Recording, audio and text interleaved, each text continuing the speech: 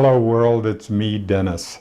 Today on a Skype version of Reasonably Spontaneous Conversation, I get the opportunity to talk to my friend Sergio Farias from Brazil. He's written a book on the monkeys in general and Peter Tork specifically. Have a look. Hello world, it's me, Dennis, and welcome Sergio Farias. Hello Sergio, how are you? Hello, I'm fine, thank you. And you? Happy spring in 2019. We just celebrated the life of Peter Tork, who just passed away, and he is the subject of your amazing book on him, on the life and times of Peter Tork. And then, what was your sense about that? How did you hear about his passing? Oh, very sad. Peter, in my opinion, one of the most rock and rollers in the world. He played 7 instruments, had a classical piano since his childhood, fine composer. And the monks, as you know, I'm a die fan of the monkeys. But in my opinion, the monks are top 5 group in the 60s. And Wow. Peter is very responsible for the monk success. I'm very sad about Peter died. You met him, didn't you? Yeah, I met him in 5 minutes in a convention of a monks convention in 2014 in New Jersey. We have a photo together, and me, Peter, Mike, and Meek, but just a few minutes. Yes. I'm freezing when I met them. And did you, this is such a, so how did it take? Where are you going now with the book? What is the response? How have you as an author? Because in 2019 and beyond, one thing we know is that authors have to take their own work and submit it. This idea of just sitting back and letting a publisher go and is no longer the methodology. The methodology is that you have to promote your own book. Tell me how it's going and what you're doing in that, please, Sergio. Yeah, the book is coming out in November, and the last year. I released the book in Lisbon, Portugal, and we made a 9-city tour here in Brazil. The tour is still in Brazil. Yes. I have more 2 or 3 cities ahead. And here in Brazil, the news and the newspaper talk about the Peter's death.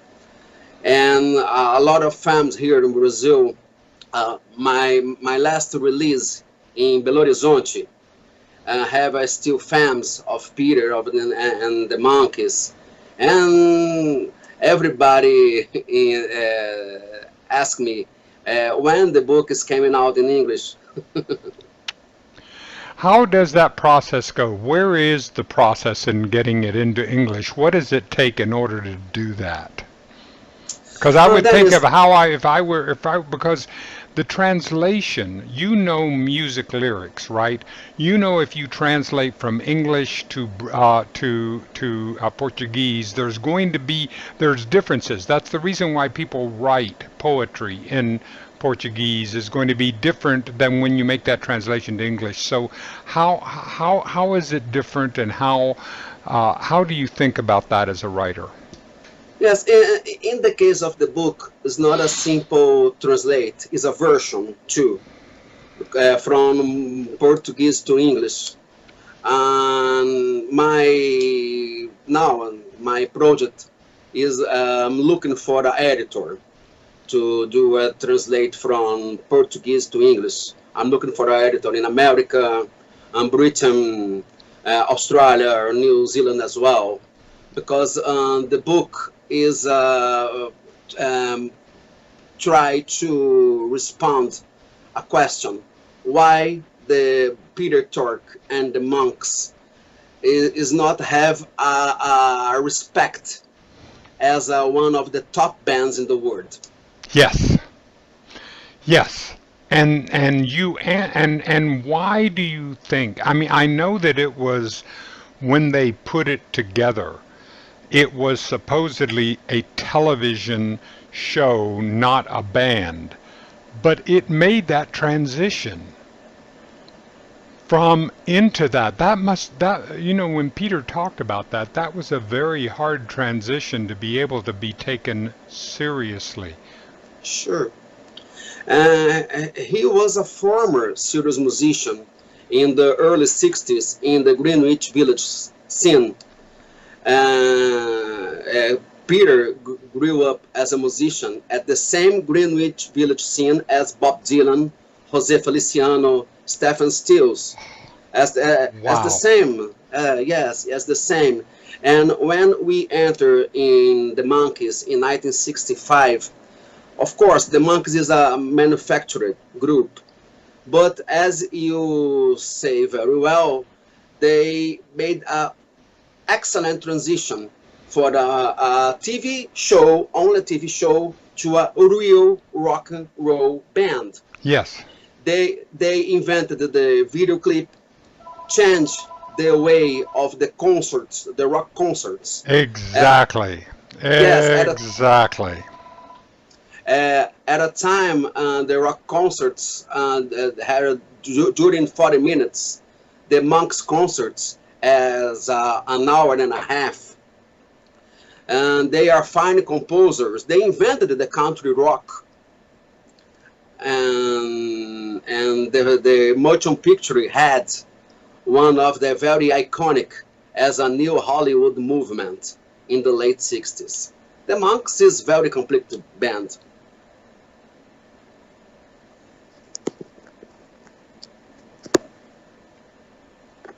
Sorry, I'm sorry. When we think of the Monkees as a culture, as a cultural icon, we think of rock music and how it changed the culture. I go back to the French Impressionists when you have Monet and Cézanne and all that. They weren't popular during their Yes. time, but we Yes. look back and see what an impact they have. Well, this is the same thing we're going his it seems like you've written a historical record to try to say what, because they made a difference in the culture, not just as this music. Do you see that? Yes, perfect comparison. But it's getting better. I remember when I was a little kid in the 70s, the Monkees, who everybody that I asked about the Monkees, everybody said the group that didn't play their instruments. Maybe imagine, all of them are multi-instrumentists. All of them are composers. Yes. And nowadays it have changed. Have changed. It's getting better. Have a generation of new fans who love the Monkees and Yes. understand they're important in a pop culture. Yep. And that's what you're documenting. I love how you're doing this. Do you see a relevance to the kids today?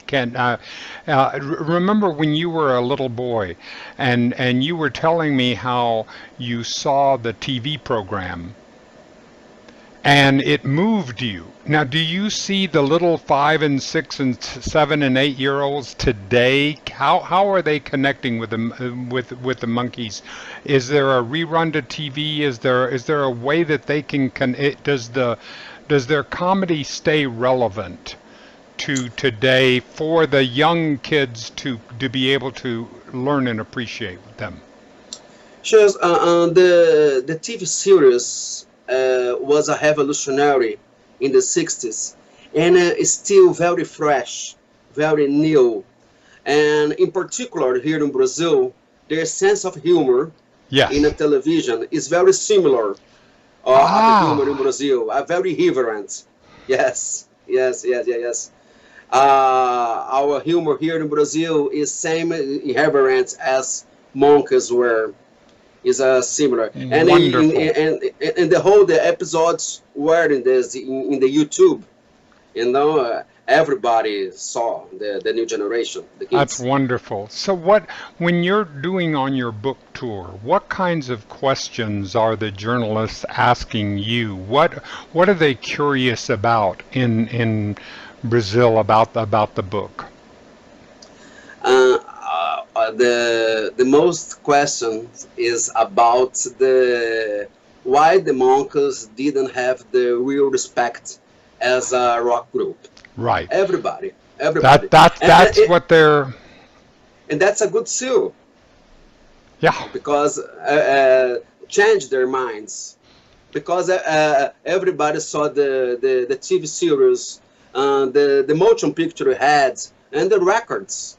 At a time, people like George Harrison, Frank Zappa, and Eric Burdon from the Animals. Yes. Everybody loved the Monks records.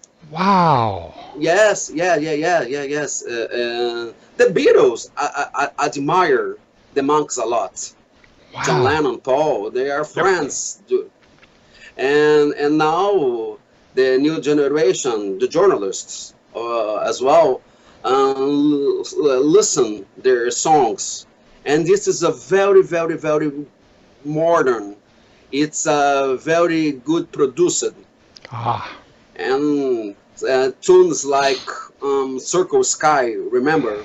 One of the Michael Nesmith songs. Michael Nesmith, in my opinion, one of the finest songwriters of the Isn't he 60s. amazing? Amazing. I am so impressed with Yes, Nesmith and he didn't he invent the music video genre and doing the storytelling in the ways that he did. I mean he's just extraordinary. yes. The Four Monkeys is most talent guys. I agree. Um, yeah, and very good actors too. I know, I know. So how did you, Sergio, go about your research for this book? What was your creative process? Where did you dig in to learn about his of the stories? My first book is a biography about John Lennon. It's released in 2011. Yes. And after the tour of the John Lennon's book tour were over, we began our write a book about Peter, a biography about Peter. At a time, it was January 2012. I have something like a 40-year collection of books, newspaper. I don't have difficult to have a lot of material to do a research and begin to write a book. And I write a subject that I loved. That's the Peter and the Monkeys. It's no Absolutely. difficult. We have to write about things we love. This is if we're doing this out of love. I mean, if I'm a painter, I'm painting about a subject that I love. It's something that moves me, and that's what you're doing with your music and the new musical biographies. Yeah,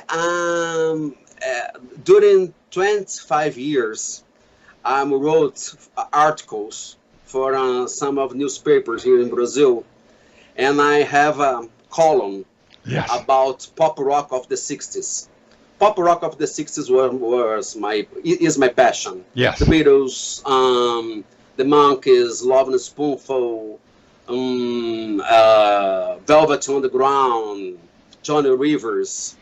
I'm a Brazilian, but I love pop music from Britain and the Well, US. but pop music is global. So how Yes, I'm has very that? global. Yes, We in the U.S., when we look at Brazil, we think of very sure. much of the Latin rhythms, the samba, the wonderful. So does that integrate into so what is the Brazilian consciousness in 2019 and all? What kinds of, is there hip hop a large influence? Is there, because that's poetry, right? That's just writing poetry and putting it to beats, correct? Correct. So what is the 2019? What are the kids listening to? And how does it relate? What do you see as far as what's going on in Brazil today? Nowadays, everybody listen the whole thing, and as you said, hip hop, the pop music from Korea is a very successful here in the teenagers. In South by Southwest right now. Yes, my There's daughter a Korean. is a fan There's on a Korean. Yes, the Korean influence is being felt here. Yeah. The word music became a real nowadays in Brazil. In the right, my daughter, for example, a teenager, Sophia, and she like K-pop. K-pop is a Korean pop, and listen the Beatles, the Monkees. This is the Wonderful. whole thing. Yes. It's full spectrum. Now that excites Sure. me. That excites me that she's. So what are you listening to? What are you listening to of the new music that you like? Do you see what the Korean, why they're so popular? Do you like it? Does it? How do you stay fresh? How do you stay open to new influences and new sound, instead of being the old codger who goes, no, nobody writes good music anymore, No. and that. No, I know No. that's help me so I can stay fresh. Sure. My daughter showed me some K-pop from Korea and some tunes I like very much. I remember that when the Beatles came out, most of the people at a time say that it's not music, it's a trash music. It happened with Elvis, with the Beatles. It's a very unfair. K-pop, that is a very good tunes. Right. In my opinion, it's not only, but some like, for example, Maroon 5 is a new and a very good group for me. Wonderful. But in my Spotify, listen only oldies. I'm older too. No. Well, I mean, we know this is what we understand, right? I mean, when we think of classical music, there is only, not all classical music is genius. There is a portion of it that's genius, and the rest of it just is ordinary, right? It's the same thing in every genre, right? It's how do you find the genius in each genre? And one of the things that I'm interested in your opinion on, Sergio, is how there is a lot more talent today, I believe, that has access to being able to work and create than there was back then. The barriers have been lowered. People can just download an equalizer and be able to create music a lot faster than a lot better. It's less expensive. And so that there's more talent. More people are being able to be exposed. Are you finding that also? I mean, it's a very positive in my opinion, because in the 60s or in the 70s, probably we had very talented guys, and that can't went to the studio to record. It was a very expensive. Now, yes. if I was a composer, I recorded a song in my apartment Right. in a computer, and in a few seconds, it's around the world That's right. by web. Or I could upload it to my friend in Portugal, and they can help and sweeten it and make it. I mean, the opportunities for collaboration.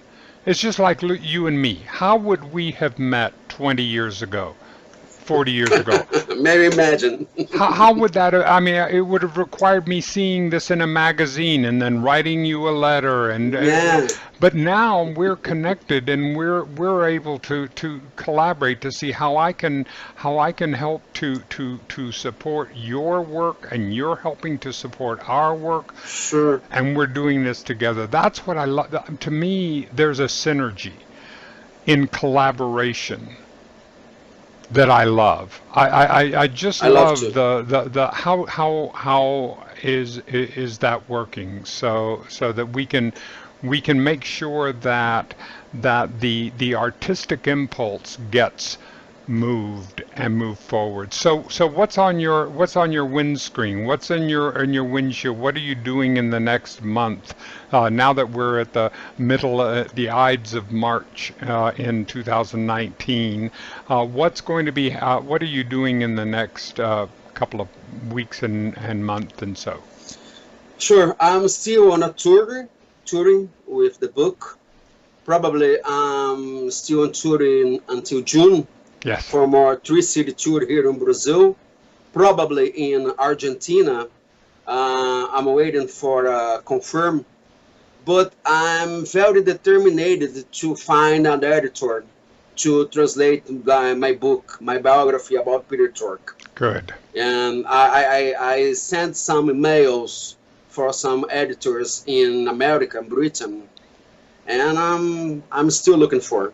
Good, and I know that you're going to find it. Well, thank you for visiting with me today and giving me an update from Sergio Farias on your wonderful creative and your creative drive and what you're doing. I admire you so much because you're giving an opportunity to show me that I can take my work to the world because you are taking your work to the world. And that's where we get a chance to do this together.